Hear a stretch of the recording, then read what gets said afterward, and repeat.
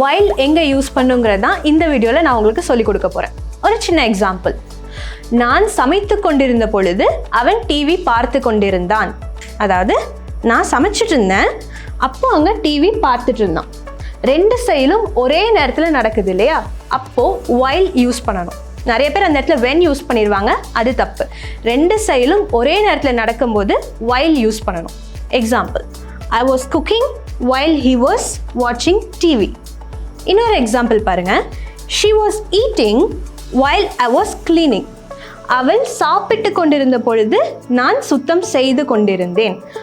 ரெண்டு செயலும் நடந்தனால அந்த இடத்துல while யூஸ் பண்ணியிருக்கேன். ஸோ இந்த வீடியோ புரிஞ்சுதா? இந்த வீடியோவை நீங்கள் ஃபோனில் தானே பார்க்குறீங்க. ஃபோனில் வாட்ஸ்அப் இருக்கு இல்லையா? வாட்ஸ்அப் மூலமாகவே இங்கிலீஷ் கற்றுக்க முடியும். இங்கிலீஷ் பார்ட்னரோட ஸ்போக்கன் இங்கிலீஷ் கோர்ஸ் வாட்ஸ்அப் மூலமாக கற்றுக்கணும் அப்படின்னா ஸ்க்ரீனில் தெரிகிற இந்த நம்பரை காண்டாக்ட் பண்ணி கோர்ஸில் ஜாயின் பண்ணுங்கள்.